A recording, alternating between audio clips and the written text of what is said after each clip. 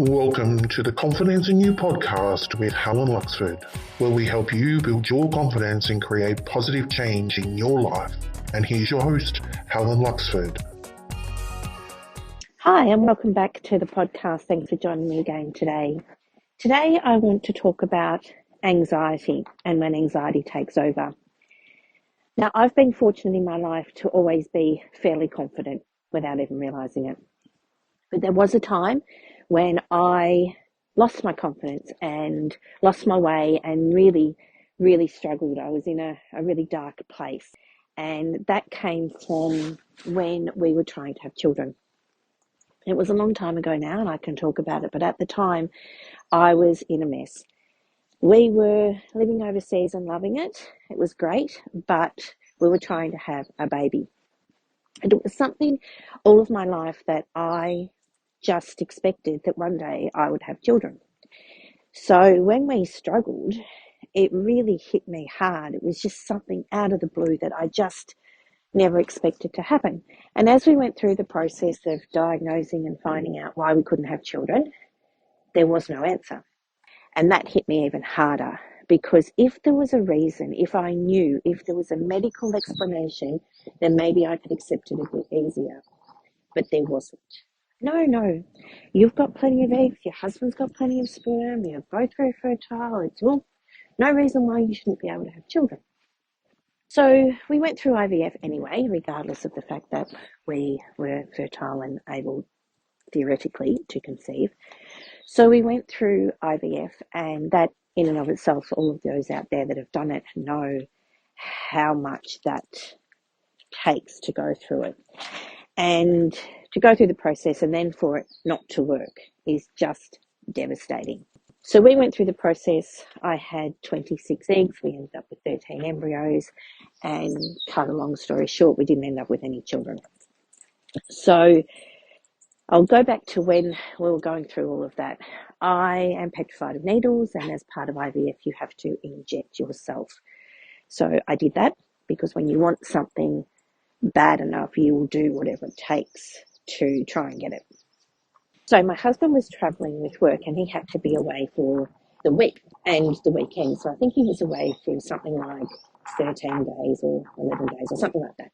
Anyway, I thought I was in a good place. I was blocking out, now I know I was blocking out emotions and just trying to push through and control and be strong and do everything that needed to be done, which I did. And then I hadn't realised that on Friday night when I got home from work, I did not leave our home.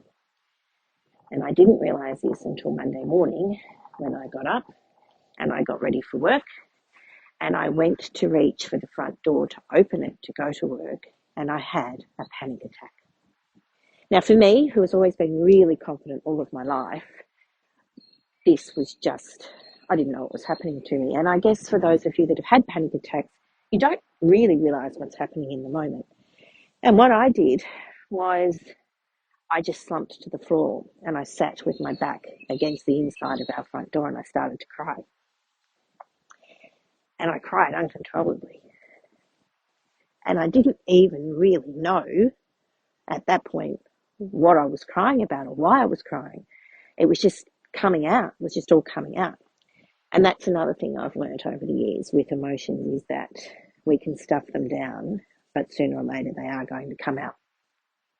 So side point, deal with your emotions as they arise is a healthy way to deal with it. Anyway, I really struggled this morning, and I sat down. I don't know how long I sat down and cried for.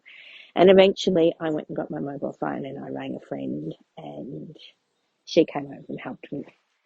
So what I wanted to talk about today was it's okay to go through things and express the emotions and to let it out and to have these tough times.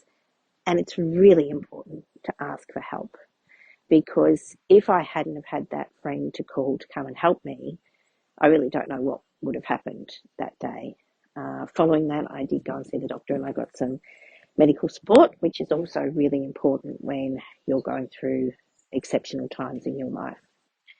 So for me, not being able to have children was devastating, and it took me years and years and years to actually accept it. Probably about 8 years, I think. And I would cry. I'd see people down the street with other children, and I'd be happy for them, but I would cry because I couldn't have it for me. And then as time went on and years passed, I realised that just wasn't my calling for me at this time, and that I am here to do other work and to give in different ways of being a mother. So I am a mother-like figure to many people. I just don't have children of my own. So when life throws you a curveball and things don't go as you'd anticipated or as planned, take the time to work through the emotions associated with that event in your life, with that plan or that thing that didn't go where you thought it was going to go. Because if you don't, it will manifest in other ways. It will manifest in anxiety. It will manifest in other medical conditions. And if you can avoid that, then you're healthier for it and you're better for it. But you need to deal with the emotions as they arise. You need to deal with the emotions that you're feeling around whatever event you've got. And anxiety is just one example. So if you're going through tough times, regardless of what they are, please reach out and ask for help. There are friends, family, those close to you. There's medical professionals. There's a lot of support groups. There's a lot of information around and support available for you. So no one is strong all of the time, but we can manage our way through the difficult times in a more productive way than shutting them out, pushing them down, and trying to let them be not there when they are so much there, so much at the forefront of your feelings at that point in time.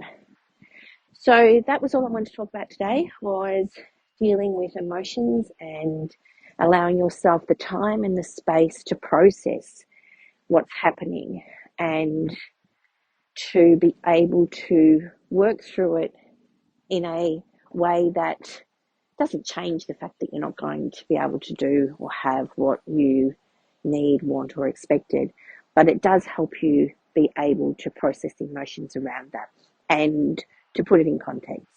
So whilst I wasn't able to have children, we weren't able to have our own children, we love our nieces and nephews, and we have other things in our lives, so we're able to travel. We just have different opportunities that we wouldn't have had we had children. So there are always different ways to live life and to look at what's happening around you. So please reach out and seek some support and some help and some guidance. Be kind to yourself and realise that we go through the ups and downs of life. We go through the peaks and the troughs. Allow yourself the time to do that. And if you can avoid staying down in the troughs for too long, then you do that by reaching out and asking for help. Thank you for taking some time with me again today, and I look forward to seeing you on the next episode. Thanks very much. Bye for now. And thank you for listening to the Confidence in You podcast. Follow Helen on Instagram, HelenOxford100, on Facebook, Helen Luxford Coaching and Hypnosis, and on YouTube, Helen Luxford. And access more free resources on Helen's website, www.helenluxford.com. Music, Sunbeam by purpleplanet.com.